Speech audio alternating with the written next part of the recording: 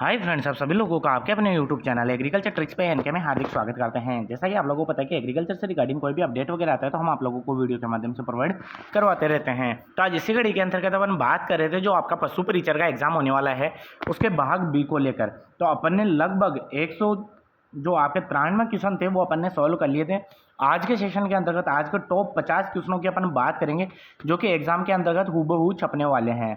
अब अपन बात करें, यहाँ पे 193 नंबर का क्वेश्चन है, वो आपका दिया नहीं गया है, लेकिन मैं बता देता हूँ कि आपके दूध से दही जमने के लिए कितने डिग्री सेंटीग्रेड पर जावन मिलाना चाहिए। यानी कि अगर आपको दूध से अगर दही बनाना है तो कितने डिग्री सेंटीग्रेड के ऊपर आपका क्या करना है, दही जमाना है, तो कितने डिग्री सेंटीग्रेड के ऊपर आपको जावन लगाना है। तो अगर उस टेम्परेचर की बात की जाए तो 10 डिग्री पे लगाते हैं, 21 डिग्री पे लगाते हैं, 15 डिग्री पे लगाते हैं, 25 डिग्री पे। तो इसका राइट आंसर की अपन बात करेंगे कि 21 डिग्री सेंटीग्रेड पे अपन क्या करते हैं, आपका दूध से दही जमाने के लिए 21 डिग्री सेंटीग्रेड के ऊपर अपन क्या करते हैं, जावन मिलाते हैं। तो ऑप्शन नंबर बी यहाँ से क्या हो जाता है, राइट आंसर हो जाता है। तो आई होप आपको समझ में आया होगा कि फर्स्ट क्वेश्चन भी। नेक्स्ट क्वेश्चन की अपन बात करें, दही बनाने के लिए कौन से जीवाणु उत्तरदायी होते हैं। तो अपन ने इसकी पहले बात कर चुके हैं और मैंने आपको पहले भी समझाया था कि आपका जो दही बनाने के लिए जीवाणु उत्तरदायी होते हैं वो कौन से होते हैं, आपके इलेक्ट्रोबैसिलस और स्ट्रेप्टोकोकस। ये दोनों जीवाणु क्या होते हैं, आपके दही बनाने के लिए उत्तरदायी होते हैं। तो ऑप्शन नंबर सी यहाँ से क्या होता है, काफ़ी शानदार आंसर निकल के आता है। नेक्स्ट क्वेश्चन की अपन बात करें, किस प्रक्रिया में दूध में उपस्थित हानिकारक और लाभदायक जीवाणु को उनके बीजाणु सहित नष्ट कर दिए जाते हैं। तो ये अपन ने पहले भी बात कर ली कि अगर क्या प्रक्रिया करेंगे जिससे कि लाभकारी और हानिकारक दोनों जीवाणु तो मरेंगे ही मरेंगे, उसके साथ साथ ही जो बीजाणु है वो भी आपके मर जाते हैं। तो वो मरते हैं आपके किसमें, निर्जमीकृत या स्टरलाइजेशन। अगर अपन निर्जमीकृत करेंगे या स्टरलाइजेशन करेंगे, इसमें जो आपके लाभकारी होंगे वो तो जीवाणु मरेंगे ही मरेंगे, उसके साथ में उसके जो बीजाणु होते हैं वो भी क्या उससे इसमें डिस्ट्रॉय हो जाते हैं। लेकिन अगर बात करें पाश्चुरीकरण करते हैं, उसके अंतर्गत अपने क्या होता है कि जीवाणु जो होते हैं वो तो मर जाते हैं लेकिन इनके बीजाणु क्या रहते हैं, इसमें जीवित रहते हैं। तो इसका भी आपको विशेष रूप से आपको ध्यान रखना है। तो वह ए व बी क्या हो जाएंगे, इसके अंतर्गत राइट आंसर हो जाएगा। नेक्स्ट क्वेश्चन की अपन बात करें, सर्दियों में जामन के लिए सही विकल्प है, यानी कि जो आपके यानी कि विंटर सीजन के अंतर्गत अगर अपने को स्टार्टर लगाना है, जो सही समय कौन सा माना जाता है। तो आपको बताना है कि सर्दियों में जामन के लिए सही विकल्प कौन सा होगा, यानी कि अपने को स्टार्टर के लिए कौन सा होगा, 2% अपने को जामन लेना है और 12 से 14 घंटे के लिए अपने को क्या करना है, इसको छोड़ देना है। तो इसका ऑप्शन नंबर सी यहाँ से क्या हो जाता है, राइट आंसर हो जाता है। तो आपको ध्यान रखना है, सर्दियों के अंतर्गत अपने को जो जामन की मात्रा लेंगे वो 2% लेंगे और 12 से 14 घंटे के लिए अपने को छोड़ना है। अगर ये गर्मियों के लिए पूछा जाए तो 1% अपन क्या लेंगे, जामन लेंगे और 8 से 10 घंटे के लिए अपन क्या इसे छोड़ देते हैं। चलिए ऑप्शन नंबर सी यहाँ से क्या हो जाता है, राइट आंसर हो जाता है। नेक्स्ट क्वेश्चन की अपन बात करें, दही में लैक्टिक अम्ल की मात्रा होती है। तो दही के अंतर्गत जो लैक्टिक अम्ल होता है उसकी मात्रा 0.6 से लेकर 1% पाई जाती है। तो ऑप्शन नंबर बी यहाँ से क्या हो जाता है, राइट आंसर हो जाता है। नेक्स्ट क्वेश्चन की अपन बात करें, दही में कैल्शियम की मात्रा होती है। तो दही के अंतर्गत जो कैल्शियम की मात्रा पाई जाती है वो 0.12 से लेकर 0.14% क्या पाई जाती है, आपकी कैल्शियम की मात्रा पाई जाती है। इसके साथ साथ ही अपन ने बात की थी कि जो मिनरल्स वगैरह होते हैं दूध में, मिनरल्स वगैरह भी कितने होते हैं, 0 आपके कितने होते हैं, 1% से कम होते हैं। 0 आपके क्या होगा, 80 से 90% के लगभग क्या होता है, आपके मिनरल्स होते हैं, यानी कि ऑलमोस्ट 1 से कम पाया जाता है। और अगर अपन बात करें दूध के अंतर्गत जो अम्लीयता की, तो अम्लीयता होती है वो कितनी होती है आपकी, 12 से लेकर 18 के बीच में होती है। अगर 20% से अगर ज़्यादा अम्लीयता हो गई आपके दूध के अंतर्गत तो दूध क्या हो जाएगा, फटने लग जाएगा। तो इसका विशेष रूप से आपको ध्यान रखना है। और ऐसे ही आपके दही में लैक्टिक अम्ल की मात्रा होती है वो कितनी होती है, 0.6 से लेकर 1% होती है।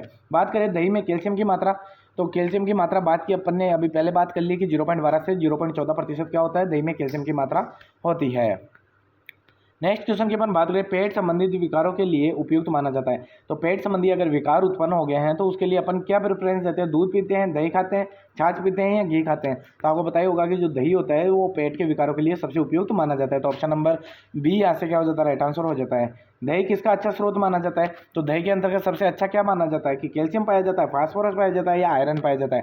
तो आपको पता ही होगा कि आयरन तो आपके दूध और छाछ के अंतर्गत पाया ही नहीं जाता या दही के अंतर्गत नहीं पाया जाता, लेकिन जो कैल्शियम है हाई मात्रा के अंतर्गत कैल्शियम और फास्फोरस अच्छी मात्रा का स्रोत माना जाता है आपके दही को। चलिए नेक्स्ट क्वेश्चन की अपन बात करें कि दही में लैक्टोज की मात्रा कितने प्रतिशत पाई जाती है। तो दही के अंतर्गत जब लैक्टोज की बात की जाएगी तो वो 4.5 से 5% पाई जाती है, कि दही के अंतर्गत जो लैक्टोज की मात्रा है वो 4.5 से 5% पाई जाती है। ऑप्शन नंबर ए यहाँ से क्या होता है, काफी शानदार आंसर निकल के आता है। नेक्स्ट क्वेश्चन की अपन बात करें, दही में औसतन वसा कितने प्रतिशत होती है। तो मैंने बताया था आपको पहले भी कि दही के अंतर्गत जो औसतन वसा होती है वो 5 से 8% पाई जाती है। तो इसका विशेष रूप से आपको ध्यान रखना है, काफ़ी इंपॉर्टेंट क्वेश्चन है और काफ़ी बार पूछा गया क्वेश्चन है। बात करें दही में प्रोटीन की मात्रा कितनी होती है, तो दही में प्रोटीन है वो आपका 3.4% पाई जाती है। दही के अंतर्गत प्रोटीन है वो 3.4% पाई जाती है। इसको भी अपन ट्रिक के माध्यम से याद करेंगे। दूध, दही और खीर जितना भी होगा सबका प्रोटीन मैं आपको अंगुलियों पर रटाने वाला हूँ। इसकी भी एक पर्टिकुलर क्लास डालेंगे जिसके अंतर्गत जैसे कि अपन बात करेंगे प्रोटीन है, प्रोटीन के अंतर्गत कितने शब्द है, 3 है, तो 3 से क्या हो जाएगा 3%। तो ऐसे भी आपको ट्रिक के माध्यम से भी रटवाया जाएगा। तो आपको जो अपने यूट्यूब चैनल है इसके ऊपर ही वीडियो प्रोवाइड करवाई जाएगी। चलिए नेक्स्ट क्वेश्चन की अपन बात करें कि घी सामान्यतः कितने डिग्री सेंटीग्रेड तापमान पर तरल अथवा अर्ध तरल अवस्था में रहता है। तो जो आपका घी होता है वो सामान्यतः कितने डिग्री तापमान के ऊपर तरल व अर्ध तरल रहता है, तो 20 डिग्री सेंटीग्रेड के ऊपर आपका घी है वो सामान्यतः तरल व अर्ध तरल अवस्था में पाया जाता है। ऑप्शन नंबर डी यहाँ से क्या हो जाता है, राइट आंसर हो जाता है। ये क्वेश्चन भी काफ़ी इंपॉर्टेंट क्वेश्चन है और काफ़ी बार पूछा गया है। घी में कितने प्रतिशत शुद्ध वसा पाई जाती है। अब शुद्ध वसा भी होती है और एक क्या होती है, स्वतंत्र वसा। तो शुद्ध वसा की जब बात की जाएगी वो 99% पाई जाती है और स्वतंत्रता वसा की बात की जाएगी तो 0.5% स्वतंत्रता वसा इसमें देखने को मिलती है। बात करें कि ऑप्शन नंबर डी यहाँ से क्या हो जाता है, राइट आंसर हो जाता है। घी में अगर डायरेक्ट आपको वसा प्रतिशत पूछी जाए तो आपको 99% करनी है, यानी कि 99% वसा पाई जाती है। नेक्स्ट क्वेश्चन की अपन बात करें घी का निर्माण कौन से वसा अम्लों से होता है। तो जो घी का निर्माण होता है वो असंतृप्त वसा अम्लीय से होता है या जो ट्राइग्लिसराइड वसा अम्लीय होते हैं उनसे होता है, ए वो भी दोनों से होता है, इनमें से कोई नहीं होता है। तो अपन बात करेंगे जो घी का निर्माण होता है वो असंतृप्त वसीय अम्ल होते हैं ना, उनसे होता है। इसके अलावा जो ट्राइग्लिसराइड जो वसा अम्लीय होते हैं उनसे ही इनका निर्माण होता है। तो ए व बी दोनों क्या हो जाएंगे, राइट आंसर हो जाएगा। चलिए नेक्स्ट क्वेश्चन की अपन बात करें घी में नमी की मात्रा कितने प्रतिशत होती है। तो घी में नमी की मात्रा की बात की जाएगी तो 0.5% से कम होती है। इसका विशेष रूप से आपको ध्यान रखना है। डायरेक्ट ऑप्शन में 0.5 ही आ जाए तो उसको टिक नहीं करना है। 0.5% से कम होती है क्या, घी के अंतर्गत नमी की मात्रा। ऑप्शन नंबर ए यहाँ से क्या हो जाता है, काफी आज शानदार आंसर निकल के आता है। घी को कितने डिग्री यानी कि कितने डिग्री तापमान पर रखा जाना चाहिए। घी को कितने तापमान पर रखा जाना चाहिए, तो वो रखना जाना चाहिए आपका 0.5 डिग्री सेंटीग्रेड पर रखा जाना चाहिए। चलिए नेक्स्ट क्वेश्चन की ओर बढ़ते हैं। घी में स्वतंत्रता वसा पाई जाती है। तो मैंने ये आपको पहले बता दी कि जो घी के अंतर्गत जो वसा होती है वो कितनी होती है, 99% होती है। लेकिन स्वतंत्र वसा पूछी जाए तो आपको 0.5% आंसर में टिक करना है। तो ऑप्शन नंबर बी यहाँ से क्या हो जाता है, राइट आंसर हो जाता है। घी में सर्वाधिक कौन सा विटामिन पाया जाता है। तो आई होप आप सभी लोगों को पता होगा कि विटामिन ए सर्वाधिक पाया जाता है। मैंने बताया था खीस में भी सर्वाधिक विटामिन ए होता है। दूध के अंतर्गत भी आपके विटामिन सर्वाधिक ए पाया जाता है। इसके अलावा आपके बात करें कि जो है वगैरह थी उसके अंतर्गत भी विटामिन ए पाया जाता है। तो ऑप्शन नंबर ए यहाँ से क्या हो जाता है, राइट आंसर हो जाता है। मक्खन को कितने तापमान पर गर्म करके घी बनाया जाता है। तो मक्खन से अगर घी बनाना है तो कितने तापमान पर अपने को गर्म करना पड़ेगा। तो 110 डिग्री से लेकर 120 डिग्री सेंटीग्रेड पर अपन गर्म करते हैं मक्खन को, तो उससे घी बनाया जा सकता है। तो ऑप्शन नंबर सी यहाँ से क्या हो जाता है, राइट आंसर हो जाता है। नेक्स्ट क्वेश्चन की अपन बात करें क्रीम को कितने डिग्री तापमान पर गर्म करके घी बनाया जाता है।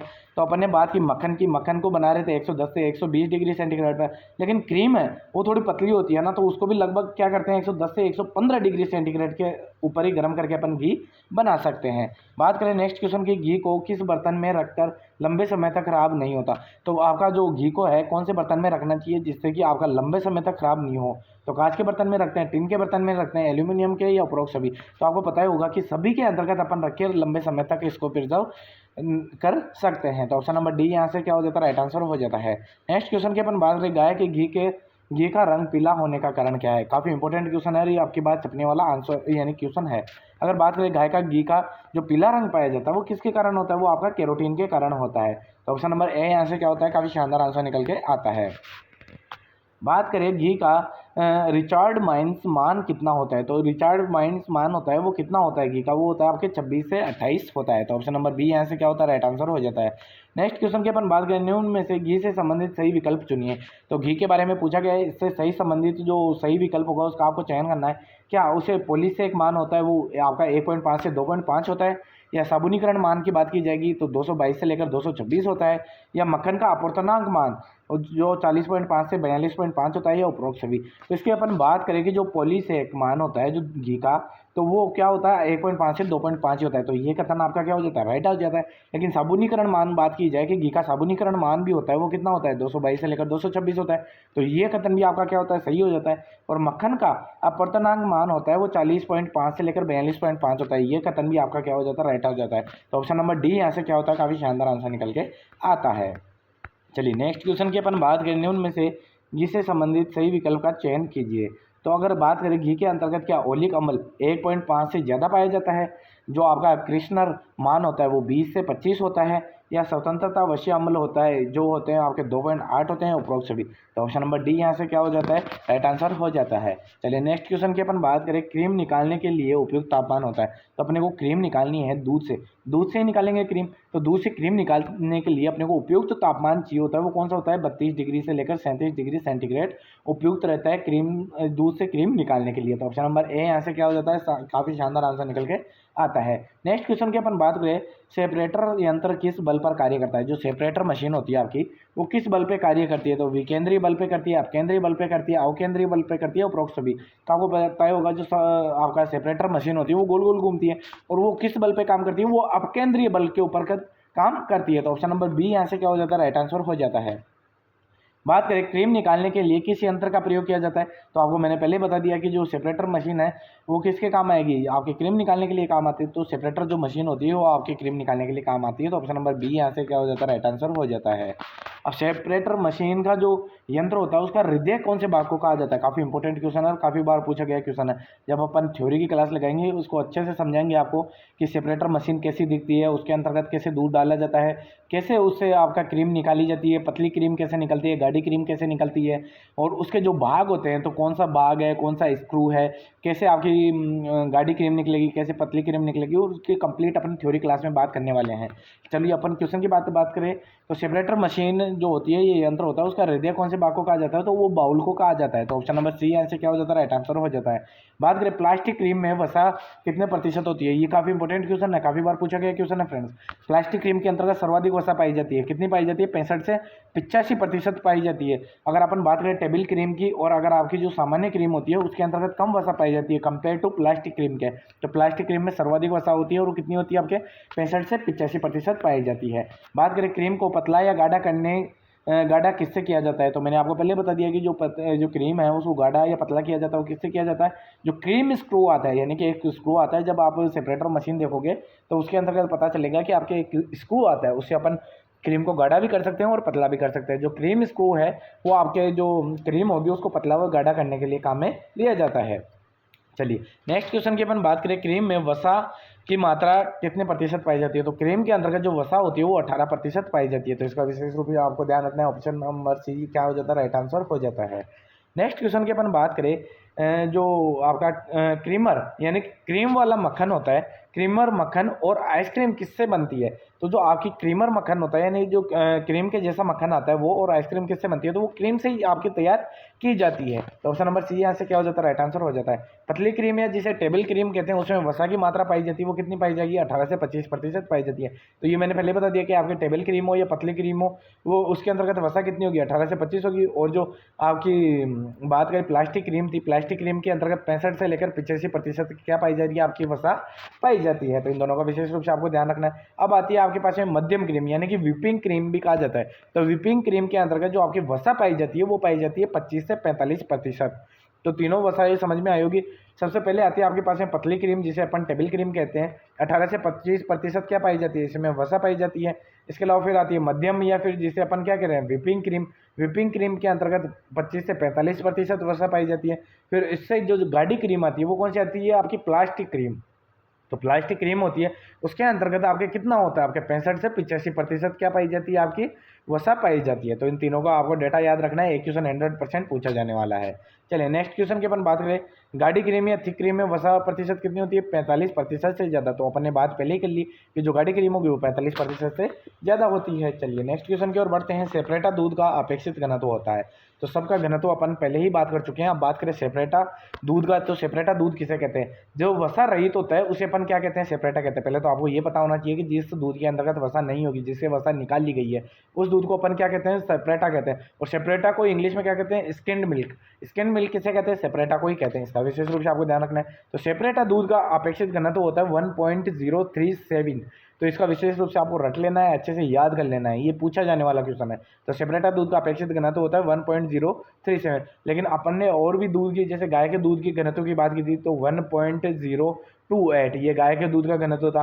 भैंस के दूध की बात करूं तो भैंस के दूध का घनत्व 1.032 ये किसका घनत्व था? आपके भैंस के दूध का घनत्व था। लेकिन अपन ने सेपरेटा दूध की बात की। सेपरेटा दूध कौन सा? जो वसा रहित है, तो वो उसका घनत्व की बात करेंगे तो 1.37 आपका क्या हो जाएगा? अपेक्षित घनत्व हो जाता है। और घनत्व ज्ञात किससे करते हैं? आपके किससे करते हैं? आपके लेक्टोमीटर से किया जाता है। तो इसका विशेष रूप से आपको ध्यान रखना है। चलिए नेक्स्ट क्वेश्चन की अपन बात करें, सेपरेटा के दूध में वसा की मात्रा कितनी होती है? तो मैंने बताया कि कंप्लीट दूध वसा निकाल ली जाती है, लेकिन फिर भी थोड़ी बहुत वसा तो रही जाती है ना। तो 0 से लेकर 0.5% सेपरेटा दूध में वसा पाई जाती है। कि जो वसा रहित होगा उसे अपन क्या कहते हैं? सेपरेटा दूध कहते हैं। तो आई होप आपको समझ में आया होगा। तो ऑप्शन नंबर ए यहाँ से क्या हो जाता है? राइट आंसर हो जाता है।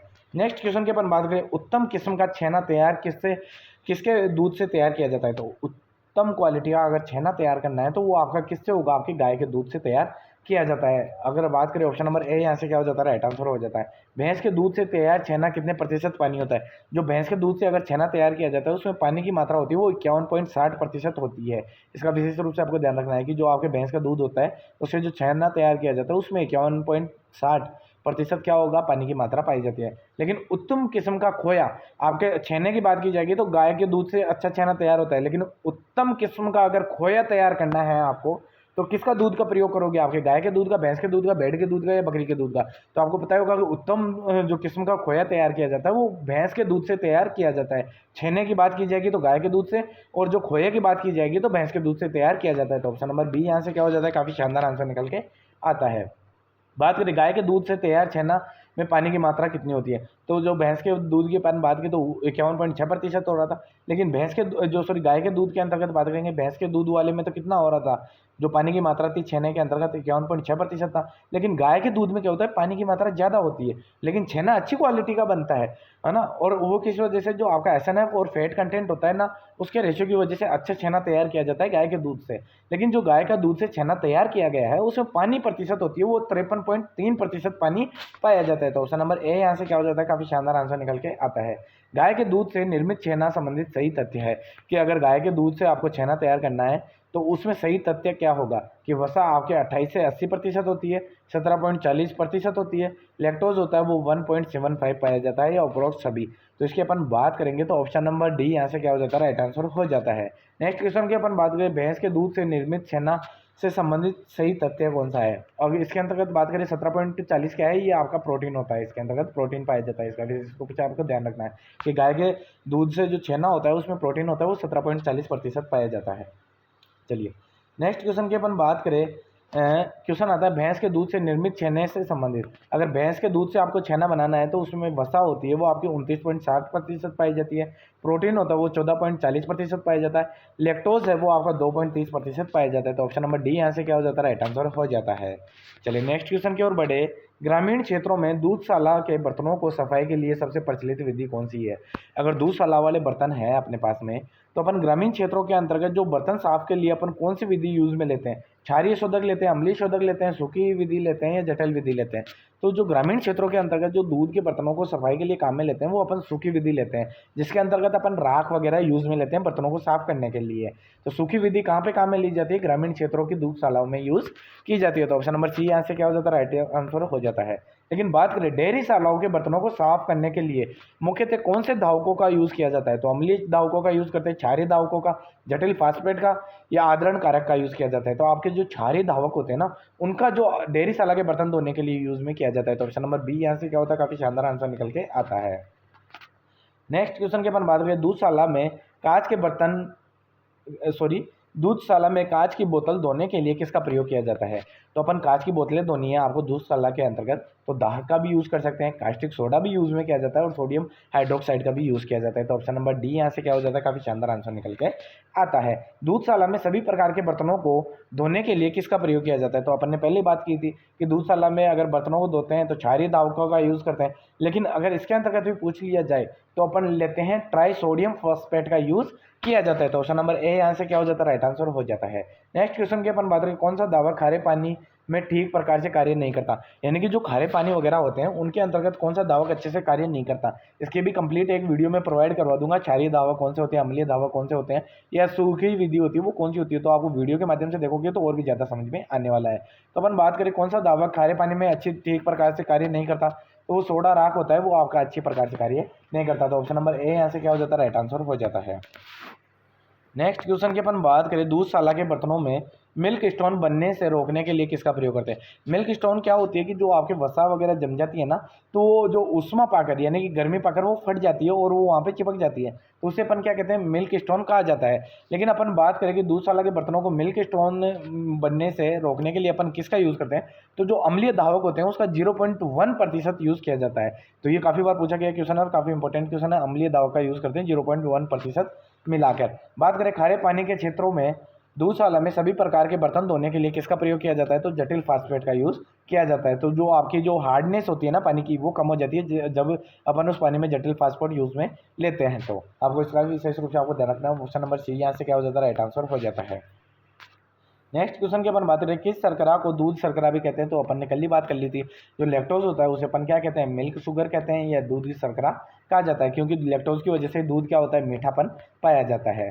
चलिए नेक्स्ट क्वेश्चन की ओर बढ़ते हैं। गर्भर विधि से वसा प्रतिशत ज्ञात करने के लिए दूध की कितनी मात्रा प्रयुक्त ली जानी चाहिए, तो गर्भर विधि के द्वारा अपन वसा प्रतिशत ज्ञात करते हैं। आपको पहले तो ये पता होना चाहिए, अगर बात करें कि वसा प्रतिशत ज्ञात कर रहे हैं, तो अगर गर्भर विधि से कर रहे हैं तो उसमें दूध की मात्रा लेते हैं, वो कितनी लेते हैं। तो आप जैसे अगर आप डेयरी के ऊपर कभी गए हो ये होंगे, तो वो एक परख नली के अंतर्गत दूध डालता है और फिर उस परख नली को आप क्या करता है, गर्भर मशीन में डाल देता है, वो फिर राउंड शेप में घूमती है, तो उससे अपने को फैट का पता चल जाता है।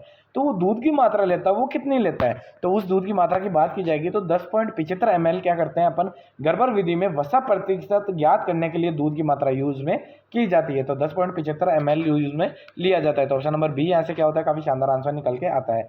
मांस का परिरक्षण सामान्यतः किस टेम्परेचर पर किया जाता है, तो 0 से लेकर 3 डिग्री सेंटीग्रेड पर आपको दूध का परिरक्षण करना चाहिए, सॉरी मांस का परिरक्षण करना चाहिए। दूध का परिरक्षण की आई बात तो आपको 4 डिग्री सेंटीग्रेड पे अपन क्या करते हैं, दूध का परिरक्षण करते हैं। मांस की बात की जाएगी तो आपका 0 से लेकर 3 डिग्री सेंटीग्रेड पर अपन क्या कर सकते हैं, मांस का परिरक्षण कर सकते हैं। बात करें आज के क्वेश्चन की, कोलेस्ट्रम में सबसे ज़्यादा पाया जाता है, क्या पाया जाता है कोलेस्ट्रम। कोलेस्ट्रम किसे कहते हैं, अपन आपको पता होना चाहिए, खीस, जो आपके ब्यात के बाद में जो लैक्टिक क्षरण प्राप्त होता है ना, यानी कि जो आपके एनिमल है उसके काविंग के बाद में जो लैक्टिक क्षरण प्राप्त होता है एनओ के द्वारा, उसे अपन खीस कहते हैं, कोलेस्ट्रम कहते हैं ना।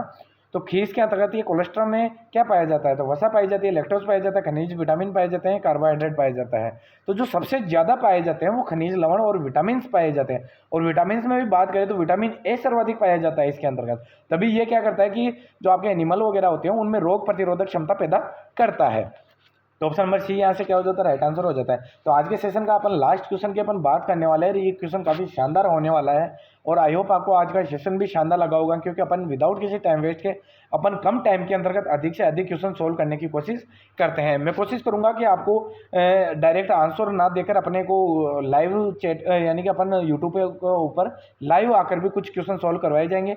और इसके साथ साथ ही मैं आपको कोशिश करूंगा कि साइंस के क्वेश्चन जो पशु परिचर के अंतर्गत, जो साइंस के अंतर्गत जो आपकी 10th लेवल की जितनी भी एग्जामें हुई है, जहाँ पर यहाँ से टॉपिकों में से क्वेश्चन पूछा गया है, उनका भी मैं वीडियो लेके आने वाला हूँ, जो कि आपको वीडियो के माध्यम से मिलने वाला है। तो आपकी साइंस हो गई, एनिमल हस्बेंड्री वगैरह हो गई और राजस्थान जीके हो गया, ये तीनों कवर होने वाले हैं आपके इसी एक चैनल के माध्यम से, जहाँ पे आपको एमसीक्यूज के माध्यम से सभी टॉपिक वाइज एमसीक्यू मिलेंगे। चलिए बात करें आज के लास्ट क्वेश्चन की, दूधशाला के बर्तनों की स्वच्छता का मुख्य उद्देश्य क्या होता है। तो अपने को मुख्य उद्देश्य क्या होता है दूधशाला के बर्तनों को स्वच्छ रखने का, या फिर अपन साफ करते हैं क्यों करते हैं, ताकि नाशक जीव को मारा जा सके, यानी कि जो हार्मफुल बैक्टीरिया वगैरह होंगे या जो कीड़े मकोड़े होंगे उनको अपन क्या कर सके, उनको नासिक जीवों को मार सकें। इसके लिए अपने को क्या पड़ता है, अपने को बर्तनों को स्वच्छ रखने का मुख्य उद्देश्य होता है। तो ऑप्शन नंबर ए यहाँ से क्या हो जाता है, राइट आंसर हो जाता है। तो चलिए फ्रेंड्स, आपको वीडियो पसंद आए तो ज़्यादा से ज़्यादा लाइक करें, शेयर करना ना भूलिए। थैंक यू फ्रेंड्स, मिलते हैं नेक्स्ट वीडियो में नेक्स्ट अपडेट के साथ।